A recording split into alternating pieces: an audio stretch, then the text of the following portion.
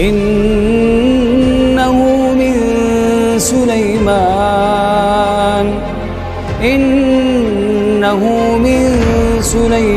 wa innahu bismillahirrahmanirrahim.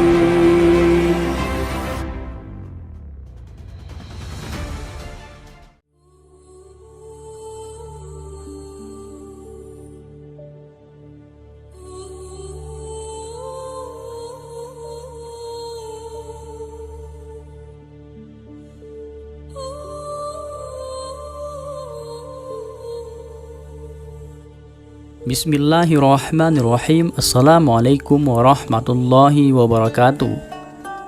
Lelaki fasik yang ditemani bidadari menjelang kematiannya. Pada zaman Nabi Musa ada seorang laki-laki yang sering berbuat onar di tengah masyarakat. Perbuatannya tak pernah menyenangkan hati. Selalu saja ada masalah yang ia munculkan sehingga membuat para tetangga yang ada di sekitar tempat tinggalnya menjadi tidak tenang dan merasa tidak aman. Akibatnya masyarakat setempat menjadi sangat tidak suka dan memusuhinya.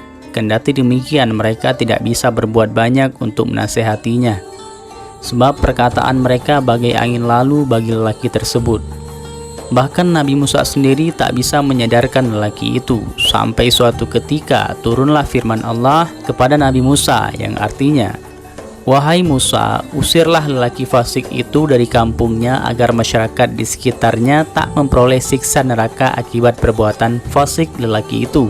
Demikian firman Allah yang disampaikan kepada Nabi Musa alaihissalam. Segera Nabi Musa melaksanakan perintah Allah tersebut. Ia kemudian mengusir lelaki fasik itu dari kampungnya. Oleh karena tidak ada lagi yang menyukainya dan bahkan diusir oleh Nabi Musa, maka lelaki itu pun pergi meninggalkan keluarganya menuju kampung tetangga yang letaknya cukup jauh dari kampungnya sendiri. Akan tetapi turun lagi firman Allah yang memerintahkan kepada Nabi Musa alaihissalam untuk mengusir lelaki tersebut. Sebab ternyata di kampungnya yang baru lelaki tersebut masih melakukan perbuatan yang sama, yakni suka berbuat onar. Alhasil Nabi Musa pergi menuju kampung yang dimaksud dan ia mengusir lelaki itu dari sana. Oleh karena yang mengusirnya adalah Nabi Musa, lelaki itu pun menurutinya. Ia pindah dari kampung itu menuju kampung lainnya yang lebih jauh lagi. Kembali Allah memerintahkan kepada Nabi Musa alaihissalam agar mengusir lelaki itu dari kampung di mana ia tinggal. Nabi Musa pun mencari lelaki itu di kampung yang dimaksud dan mengusirnya dari sana. Begitulah seterusnya dan sampai terus-menerus diusir oleh Nabi Musa alaihissalam. Setiap lelaki itu memasuki suatu kampung, Allah selalu memerintahkan kepada Nabi Musa agar mencari dan mengusirnya dari kampung yang dia tempati saat itu. Hingga kemudian lelaki itu pergi membawa langkahnya menuju ke sebuah padang pasir yang sepi dari orang-orang. Padang pasir yang tandus itu menjadi tempat yang sangat menyiksa dirinya, sehingga ia jatuh sakit dan terkapar di gurun itu tanpa penolong satu orang pun. Pada saat itu teringatlah ia kepada Allah. Di tengah kesendiriannya yang tersiksa itu, ia benar-benar bertaubat. Dalam keadaan sendiri, lemah dan tak berdaya, ia bergumam dalam hati, sekiranya ibuku duduk di sampingku, tentulah ia telah mengusap lembut kepalaku. Maka aku akan menangis karena kehinaanku ini. Dan sekiranya ayahku ada di sini, tentulah ia akan menolongku dan menanggung semua permasalahanku ini. Seandainya istriku ada, tentulah ia akan menangis karena telah berpisah sekian lama denganku. Dan seandainya anak-anakku ada di sini, pasti mereka akan duduk mengitariku. Tentulah mereka akan menangisi diriku ini. Lelaki itu bergumam dalam hati, jika saja anak-anakku itu ada di sini, mereka tentu akan berdoa kepada Allah, "Ya Allah, ampunilah ayahku yang terasing, lemah dan suka melakukan maksiat, berbuat fasik, serta terusir dari kampung ke kampung hingga terdampar di gurun tandus ini. Kemudian di gurun pasir inilah ia akan keluar dari dunia ini menuju akhirat dalam keadaan berputus asa dari segala sesuatu." Kemudian lelaki itu menatap ke langit seraya berdoa, "Ya Allah, Engkau telah memutuskanku dari orang tuaku, istriku, dan anak-anakku. Tapi janganlah Engkau memutuskanku dari rahmat-Mu. Sesungguhnya engkau telah membakar hatiku dengan memisahkanku dari keluargaku, maka janganlah engkau membakarku pula lantaran perbuatan maksiatku. Tobat lelaki itu pun akhirnya diterima oleh Allah Subhanahu wa Ta'ala yang Maha Penerima Taubat. Kepasrahannya yang penuh kepada Allah di tengah-tengah keputusasaannya terhadap segala sesuatu selain rahmat Allah membuat lelaki itu dicintai Allah dan dijadikan kekasihnya.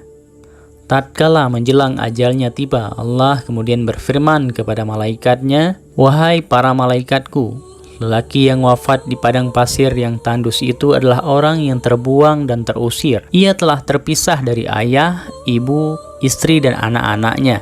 Jika suatu hari ia meninggal dalam keadaan demikian, maka tak seorang pun yang akan menangisinya. Sedangkan ia sendiri tiada bersedih karena hal itu, sebab ia hanya berharap kepada rahmatku." Pada saat itu Allah kemudian mengutus beberapa bidadari dengan menyerupakan diri mereka sebagai ibu dan istri dari lelaki tersebut. Di samping itu Allah juga mengutus beberapa malaikat yang menyerupai ayah dan anak-anaknya. Mereka semua datang ke hadapan lelaki itu dan duduk mengitarinya. Melihat kehadiran ayah, ibu, istri, dan anak-anaknya, lelaki itu pun menjadi sangat gembira dan bersyukur kepada Allah. Ia menyadari betul bahwa Allah telah melimpahkan rahmat dan ampunannya. Ia menghembuskan nafas terakhirnya dengan kepasrahan, kesyukuran, dan keyakinan yang sangat kuat terhadap cinta dan kasih sayang Allah. Ampunan dan rahmat Allah pula lah yang telah menyebabkan lelaki itu akhirnya diangkat sebagai kekasih Allah yang Maha Mencintai atau Al-Wadud. Setelah lelaki itu menemui ajalnya, Allah berfirman kepada Nabi Musa, "Wahai Musa, pergilah engkau ke sebuah padang pasir yang tandus. Di sana ada salah seorang dari kekasihku yang telah wafat. Uruslah segala keperluan untuk jenazahnya dan pemakamannya." Nabi Musa segera menuju ke padang pasir yang dimaksud. Setibanya di sana, ia merasa terkejut, sebab lelaki yang disebutkan sebagai kekasih Allah itu adalah lelaki yang telah ia usir dari kampung ke kampung atas perintah Allah juga. Yang lebih mengherankan lagi bagi Nabi Musa alaihissalam adalah di sekitar pemuda itu ada beberapa bidadari dan malaikat. Dengan penuh rasa penasaran ia bertanya kepada Allah, "Ya Rab, bukankah pemuda ini yang telah engkau perintahkan untuk diusir dari kampung ke kampung?" Allah kemudian menjawab rasa heran Nabi Musa alaihissalam itu dengan berfirman, "Wahai Nabi Musa, sesungguhnya aku telah memberi rahmat kepadanya. Aku telah mendengar rintihannya dan membuatnya terusir dari kampung halamannya, terpisah dari ayah, ibu, istri, dan anak-anaknya. Oleh karena itu aku mengutus beberapa bidadari dan malaikat untuk menyerupai keluarganya tersebut." Kemudian Allah melanjutkan firman-Nya, "Apabila aku membiarkan ia menemui ajalnya dalam keadaan kesendirian dan keterasingannya, maka seluruh malaikat penduduk langit dan bumi akan menangis sebagai tanda kasih sayang mereka kepadanya.